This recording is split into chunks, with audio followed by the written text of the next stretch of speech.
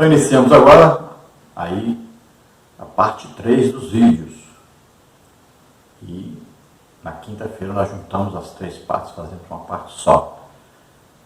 E você, lembre-se, os slides estão aí no nosso blog gratuitamente e também as escritas, a lição escrita está aí gratuitamente. Vamos então ao tópico 2, uma vocação efetivada pelo Cristo ressurreto. Subtópico 1, Saulo viu o esplendor glorioso do Cristo ressurreto. Atos 9, 3 a 6. Não foi uma miragem, nem uma ilusão de ótica, mas Saulo viu realmente o Cristo ressurreto, a quem ele perseguia. Atos 9, 17. Essa visão gloriosa ofuscou seu orgulho ante as autoridades judaicas e foi definitiva para a vida daquele que, mais tarde, seria um embaixador de Cristo entre os gentios. Então veja que essa visão de Cristo, então ele viu o quê? Viu aquilo que Estevão viu. Viu Jesus. Então agora, olha só, todos aqueles cristãos que ele perseguia falavam desse Cristo que havia ressuscitado, estava vivo. Ele viu agora que Estevão viu esse Jesus vivo e testificou disso. Então ele ficou com aquilo na cabeça. Será que é verdade? Ou será que isso é uma seita? Eles estão dizendo que esse homem morreu e ressuscitou. Então agora ele vê Jesus vivo. Então imediatamente ele se humilha. Ele reconhece que ele está errado, que realmente Jesus está vivo. Então aquilo ali provoca nele uma quebra total do seu coração endurecido, da sua religiosidade. É uma quebra total. Ele tem um encontro real com Jesus vivo. Subtópico 2, uma vocação inevitável para o apostolado entre os gentios. Deus escolheu Saulo de antemão para fazer conhecer a sua vontade. Atos 22, 14. Qual era a vontade dele para Saulo? Torná-lo um embaixador de Cristo, um pregador do Evangelho. Atos 9, 20. Não por acaso, as várias cartas do apóstolo às igrejas plantadas por ele eram assim identificadas. Paulo, apóstolo de Jesus Cristo, pela vontade de Deus. Efésios 1, 1. O apóstolo não foi ordenado em Jerusalém, nem por uma comissão de apóstolos formada por Pedro, João e Tiago, ou por outros apóstolos de Cristo. O que prevaleceu foi a declaração de Jesus para Ananias, discípulo fiel de Cristo em Damasco. Vá, porque este é para mim um instrumento escolhido para levar o meu nome diante dos gentios e reis, bem como diante dos filhos de Israel. Atos 9, 15. Ananias, com a autoridade delegada pelo próprio Senhor Jesus, numa visão, foi ao encontro de Saulo na rua chamada Direita, e lá chegando, impôs as mãos sobre Saulo. Atos 9, 17. Então, veja que é uma escolha soberana de Deus. Ele escolheu. Então, às vezes você vê a pessoa tem um ministério e você fica, mas fulano, não sei o quê, e fica falando. É a escolha de Deus. Dá para você respeitar Deus? Dá para você se submeter à vontade de Deus? Dá para você aceitar o que Deus faz? Pois é. Você aceitando ou não, você querendo ou não, Deus escolheu, pronto. Não tem como mudar isso. É uma escolha soberana de Deus. Ele conhece, olha, Deus conhece tudo. Você conhece o exterior. Deus conhece o interior. Ele sabe todas as coisas. Então ele tem um plano. Ele faz o plano e encaixa ali aquelas pessoas que ele precisa para aquele plano ser realizado. Então existem muitos crentes que andam lutando contra o plano de Deus. Existem muitas pessoas lutando contra pessoas que Deus escolheu. Não faça mais isso. Ajude aqueles que Deus escolheu. Se enquadre no plano de Deus. É isso que Deus quer. Nós temos que ajudar. Nós temos que participar, aprovar, contribuir, apoiar aqueles aqueles que Deus coloca no ministério. Não é ficar lutando contra essas pessoas. Então, Paulo foi escolhido, Jesus disse que havia escolhido, e Paulo confirma que foi escolhido. Agora, não pense que era fácil. Era muito difícil um judeu aceitar que Paulo foi escolhido por Jesus Cristo para ser apóstolo. Não pense que foi assim fácil, não. A grande maioria dos judeus não aceitaram o apostolado de Paulo. E também não me venha com essa conversa de que Paulo pertencia ao apostolado lá de Pedro, de João. Não, primeiro apostolado é uma coisa, escolhido por Jesus enquanto estava aqui na terra como homem. Então, aqueles ali. Depois, quando Judas morre, quem substitui é Matias. E Paulo aceitou isso.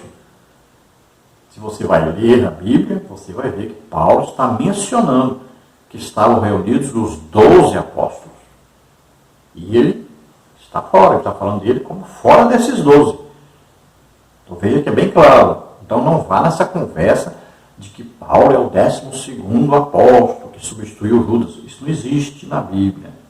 Paulo é apóstolo do 2º colegiado de apóstolos. E existem apóstolos hoje. Vai nesse negócio de, que findou. Que negócio? Onde está escrito na Bíblia que esses ministérios aqui findaram aqui e esses aqui continuam? Não, pastor continua, porque você é pastor. Não, mestre continua. Não, porque eu sou professor. O que tem professor a ver com mestre? Mestre é uma coisa, professor é outra. Não, existe porque eu sou evangelista. Você é evangelista mesmo? Será? Deus está confirmando seu ministério com sinais, prodígios, maravilhas? Então veja só, existem apóstolos hoje, existem profetas hoje, existem mestres, pastor, evangelista, tá? Então 5 ministérios existem. Quando é que esses 5 ministérios acabam? Lá está escrito em Efésios 4, versículo 11 em diante. Olha o que está escrito aí, está dizendo, até que nós sejamos perfeitos. Você já é perfeito? O apóstolo Paulo, no final da sua vida, disse, eu não alcancei a perfeição. Você já é perfeito? Nós não somos perfeitos, não alcançamos a perfeição. Essa perfeição será alcançada no arrebatamento. Aí sim. Antes disso, não. Que orgulho é esse? Você já se acha perfeito já? Então, os ministérios vão durar até o dia do arrebatamento. Antes disso, sempre vão existir os ministérios na igreja. Os 5. Não tem lugar nenhum dizendo que esse pode e esse não pode. Você conversa de calvinista. E você conversa também de gente por aí, religioso. Né?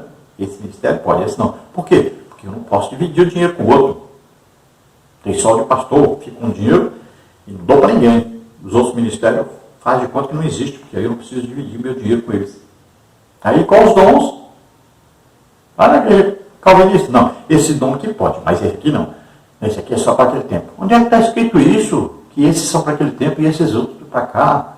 Onde é que está escrito isso? Não tem. Então pare de torcer a Bíblia. Aceite a palavra de Deus como ela está escrita.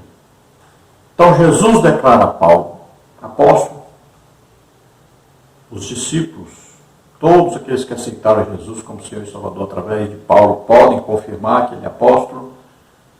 Ananias pode confirmar, Barnabé pode confirmar, e depois ele vai a Jerusalém e os apóstolos confirmam o seu apostolado. Agora, não oraram para ser apóstolo, porque quem escolheu foi Jesus.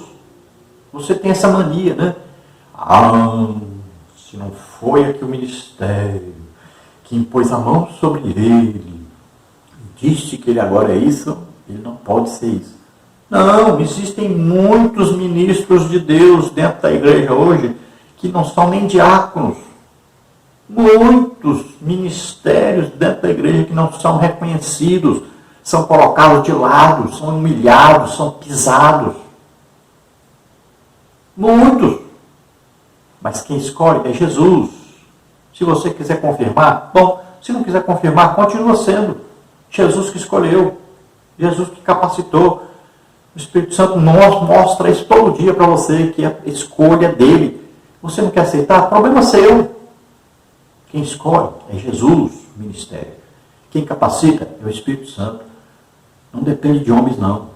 Subtópico 3, a vocação mudou o rumo da vida de Saulo. De perseguidor dos seguidores de Jesus, de personalidade tenaz e obstinada, Atos 9, de 1 a 6, Deus chamou Saulo e transformou no apóstolo que seria o maior responsável pela expansão da igreja no mundo gentílico. A operação da graça salvadora na vida de Saulo promoveu uma mudança radical em sua vida. Foi Jesus que o confrontou, o surpreendeu e o chamou pelo nome. Cristo ainda chama o ser humano para frutificar no reino de Deus. É necessário um encontro real com Cristo. Quando isso acontece, ele capacita o ser humano para o seu propósito. Assim aconteceu com Saulo. Então veja de um grande perseguidor, de um homem obstinado, um homem que respirava ameaça, um homem violento que queria matar, queria prender, queria bater. Olha, desse homem, Jesus fez um apóstolo. Então, quando ele tem um encontro com Jesus, ele é transformado radicalmente. Veja o Pedro antes, né? E o Pedro depois. Veja aí João, chamado Boanerges, né? Filho do trovão, queria que descesse fogo do céu e matasse todo mundo. Olhem que João foi transformado. Quando teve encontro com Jesus real, veja a mudança de Pedro, veja a mudança de João. João se tornou um discípulo amado, íntimo de Jesus. Veja que após conhecer Jesus intimamente, João teve uma mudança radical. Passou a ser o discípulo amado, vivia ali pertinho de Jesus, passou a ser o discípulo mais manso, mais humilde, usado aí para a revelação do futuro, né? Aí, Apocalipse, né? Imagine, se tornou um homem manso, humilde, cheio de amor, de misericórdia. Então é uma mudança. Tem um encontro com Jesus e a mudança ocorre. Então Paulo passou a ser um produtor de filhos de Deus. Olha só, ele pregava o Evangelho, ministrava curas, libertações, milagres ocorriam, e as pessoas se convertiam e se tornavam agora igreja de Jesus Cristo. Então, um homem que abriu muitas igrejas, né, e que disciplinou, doutrinou, né, orientou essas igrejas, seus líderes, seus membros. Então, um verdadeiro apóstolo, enviado por Jesus Cristo. Quem escolhe os ministérios é Jesus Cristo. Quem capacita? O Espírito Santo. No tópico 3, vocação de Paulo e o aprendizado no deserto. Subtópico 1, a ida para o deserto. O ministério de Paulo precisava de uma preparação austera, silenciosa, de comunhão com Deus e de reflexão. Em vez de ir a Jerusalém para aprender com os apóstolos, ele afastou-se dos judeus nas sinagogas, onde posteriormente passou a apresentar Cristo. Paulo tomou o caminho da Arábia, a sudeste de Damasco, sob o domínio do rei Aretas, Gálatas 1, 17, 18, confere 2 Coríntios 11, 32. O apóstolo preferiu viver em um lugar na região desértica da Arábia, onde habitavam alguns grupos nômades, e ele era totalmente desconhecido. No deserto, Deus ensinou Paulo a ser o líder que ele precisava para expandir o seu reino. É claro que aqui, né, o comentarista, né, ele usa aí o que aprendeu lendo os livros sobre isso e tal, as ideias, né, aí a maneira de ver de algumas pessoas, tal. Mas, se você for realmente estudar a fundo, pedir aí uma orientação do Espírito Santo, você vai chegar à conclusão que o apóstolo Paulo, ele procurou ir onde Moisés teve o encontro com Deus. E isso também é complicado para você entender que não foi onde hoje as pessoas visitam o Monte Sinai ali. Não é desse lado, é do outro lado, né, do Golfo de Acaba. É difícil para você compreender, nós já explicamos isso numa lição, bem detalhadamente, mostramos provas e tudo mais, mas que as pessoas não aceitam por causa do interesse financeiro hoje. Mas, na verdade, foi do lado direito aí do Golfo Acaba, Ali é a Arábia, né? Ali tinha o Monte Sinai, ali tinha Monte Horebe, né? Ali tinha terra de Midian, onde Moisés morou, onde se casou com Zípora, né? Filha de Jetro. É ali que ele teve um encontro com Deus na sarça ardente, no Monte Horebe. Então Paulo foi até ali, Arábia. E ali ele ficou naquele monte, ali ele falou com Jesus, teve um encontro com Jesus. Não quer dizer, o Paulo morou lá no deserto, andou pelo deserto, vagando pelo deserto, não sei. Não existe isso. Tá? Paulo foi ao Monte Horebe, ali ele foi orar, jejuar, e teve então um encontro com Jesus, onde ele aprendeu muita coisa, inclusive sobre a Santa Ceia. E ele mesmo diz isso. Eu aprendi do Senhor. Não aprendi com homem nenhum, aprendi do Senhor. Então ele foi ali ter um encontro real com Jesus, além do outro que ele já tinha tido, né, no caminho de Damasco. Agora ele tem o segundo encontro com Jesus e Jesus ensina para ele. Tudo ele pergunta e Jesus então ensina. Nós podemos fazer isso. Então você coloca aí, né, a sua vida no altar, jejua, ora, vai lendo a Bíblia e vai perguntando. O que quer dizer isso? Jesus me ensina. Como é que é isso? Como é que é aquilo? E tal. E vai perguntando, né? E ali você vai obtendo as respostas. São revelações sobrenaturais. Todo crente pode fazer isso. Um crente hoje pode ter um encontro assim com Jesus? Onde está escrito que não pode? É uma coisa interessante que Tiago fala. Parece que Tiago pega a gente e fala assim, vem cá. Você sabe quem era Elias? Elias era um homem sujeito às mesmas paixões que nós. Aprenda isso pelo amor de Deus. E Elias mandou parar de chover, ficou 3 anos e meio sem chover. Elias era um homem tremendamente usado em milagres, mas era um homem sujeito às mesmas paixões que nós. Era um homem. Paulo era um homem. Por favor, entenda isso. O que nos faz crentes, filhos de Deus, o Espírito Santo que mora em nós, que nos dá poder, é o Espírito Santo. O poder não vem de nós, não é nosso. Entenda isso. Não é porque você é melhor do que os outros que Deus vai te usar. Não. Então, entenda isso, por favor. Então, Paulo falou pessoalmente com Cristo. Você pode falar? É evidente que sim.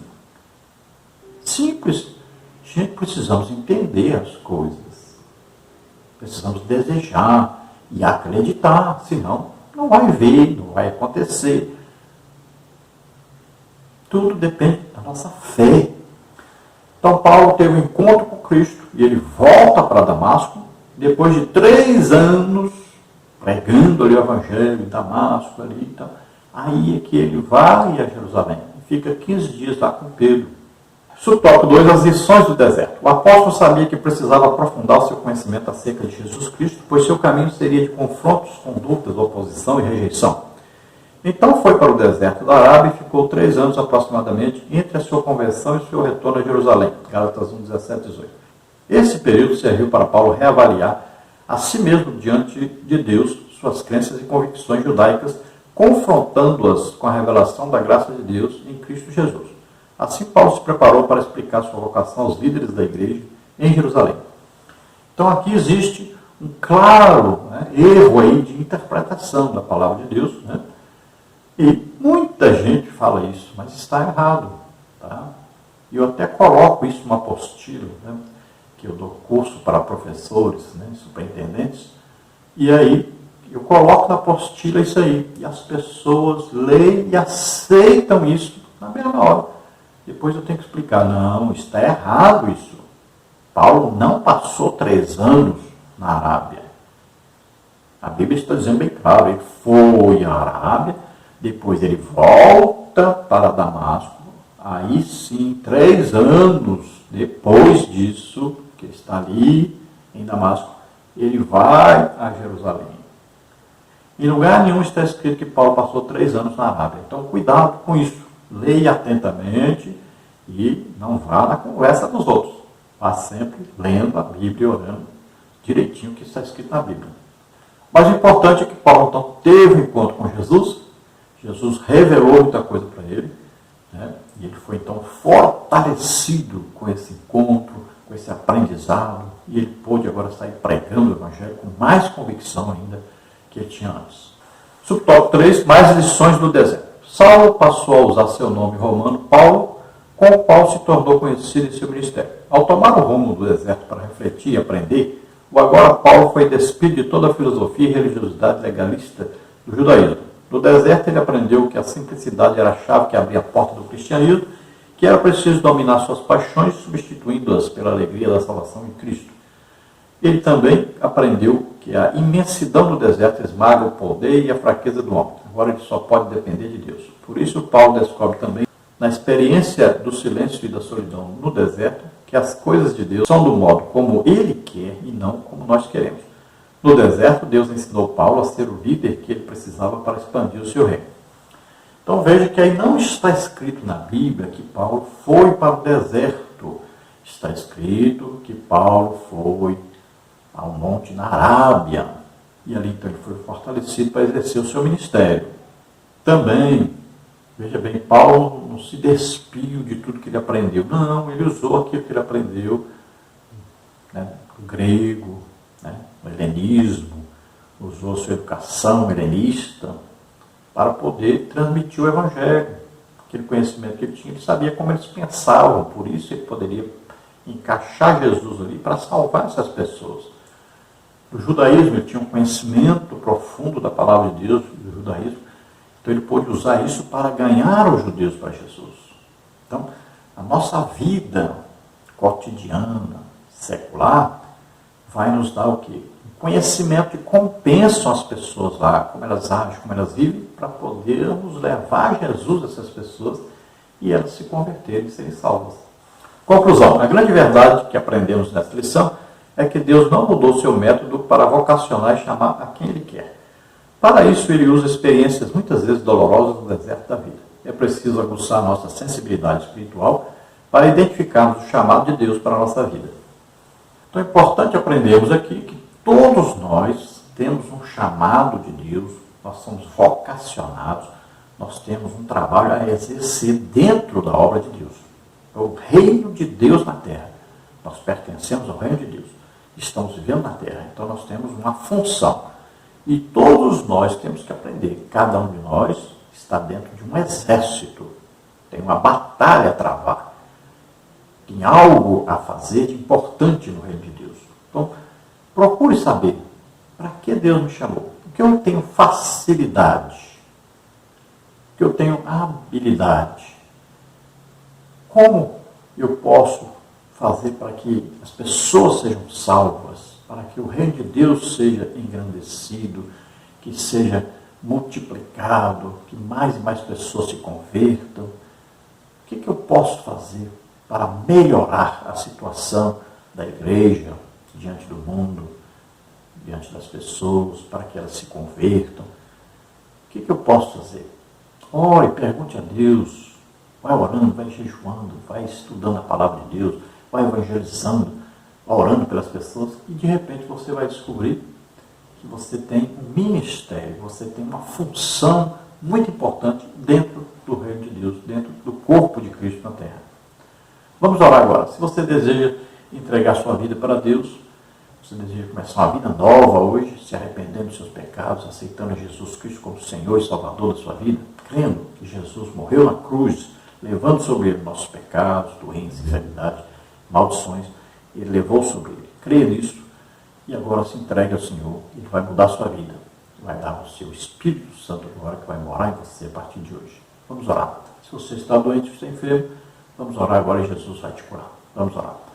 Pai querido, em nome de Jesus, aceita agora essas pessoas, Senhor, que se chegam a Ti.